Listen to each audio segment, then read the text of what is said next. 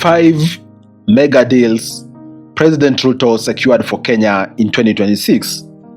President William Ruto has spent much of 2026 traveling across the world, negotiating investments, infrastructure financing, and trade partnerships. Supporters say these deals could create jobs and accelerate development. Critics question implementation and future obligations. Today, we are breaking down the 5 biggest deals, where they were negotiated, how much money is involved, and how ordinary Kenyans could feel the impact. We are looking at these objectively. And with that, the first mega project is the China SGR extension deal.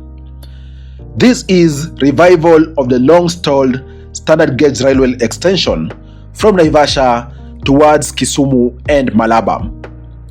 Negotiations culminated through Kenya-China engagements and follow-up discussions after President Ruto's China diplomacy efforts.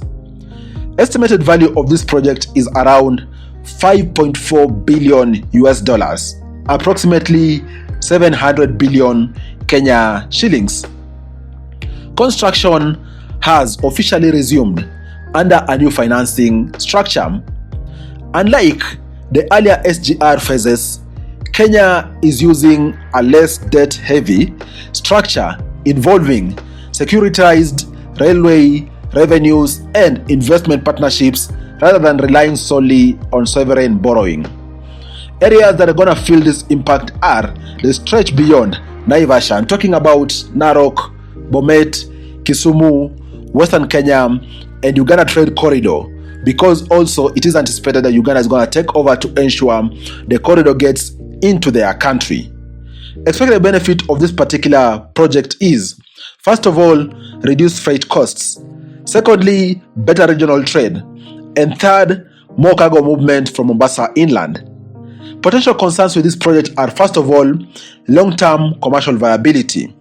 And second, whether freight volume will justify the investment, because we're talking about billions of US dollars being put down in investment. The second mega project, the France-Kenya investment package. This is a package covering logistics, energy, infrastructure investments. These were negotiated during President Emmanuel Macron's state visit to Kenya. These are multiple investment agreements that were announced, though project by project values vary. Yes, investment agreements were signed during President Emmanuel Macron's state visit. Areas of impact are energy sector, logistics hubs, industrial development zones, and the timeline for this particular mega investment is several years depending on project category. Opportunities we're going to see are, first of all, improvement in foreign direct investment. We're going to see job creation and technology transfer in case implemented optimally. Areas of concerns are whether commitments translate into actual projects on the ground, given we are moving from the phase of agreements to seeing how this desired impact across several different sectors is going to be realized. And then the third investment negotiated is the UAE investment and industrial park deals. These are expansion of investment cooperation involving industrial parks, renewable energy, and infrastructure. President Ruto negotiated these in Abu Dhabi, the United Arab Emirates. This is linked to investments and includes approximately $3 billion or 388 billion secured for industrial zones and special economic developments. Some projects are under existing cooperation framework, while others remain at implementation phase. This project or negotiation of investment is estimated to impact areas such as Naivasha, Mombasa regions, and coastal region industrial parks. It's going to benefit different sectors like creating manufacturing jobs, export processing, and increased foreign exchange earnings.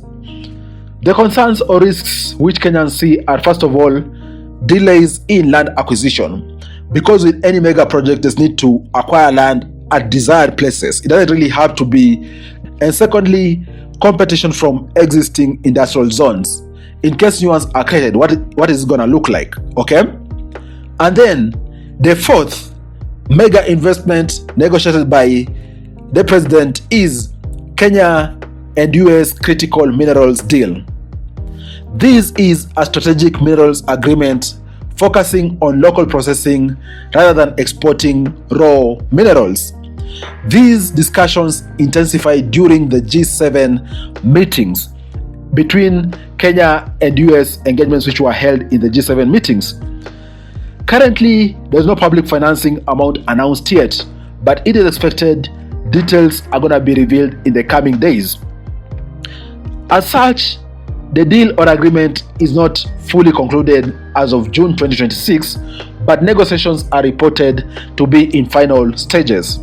And it's estimated that this is going to impact key areas in the country such as Kwale, Kitui, Taita Taveta, Turkana, and other mining regions. And the expected benefits are, first of all, local mineral processing. Secondly, manufacturing jobs creation. Third, increased exports earning. Of course, concerns related to these are three. First of all, environmental management in case there's massive mineral processing in the country. Secondly, revenue sharing transparency. Given it is bilateral kind of discussions, there is concern around revenue sharing transparency between Kenya and the US government. And then third, community compensation.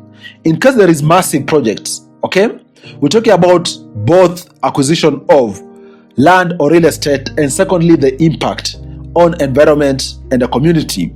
How is community compensation going to look like? The big question on this particular investment project or negotiation is, can Kenya avoid exporting raw materials and instead become a processor of critical minerals?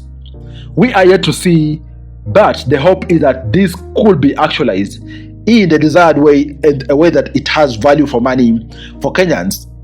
And then the fifth mega investment negotiation done by President Ruto is $2.9 billion investment forum deals.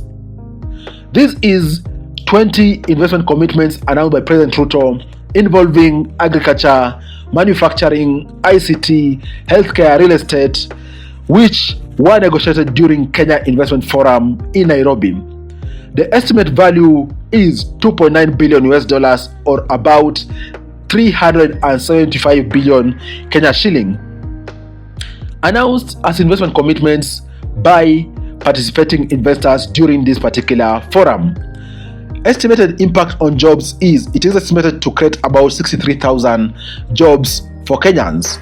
And areas of impact are, first of all, is estimated to impact the entire country, nationwide impact in areas such as manufacturing zones, ICT hubs, and agricultural counties are going to realize benefits across the counties where different agricultural investments or undertakings happen.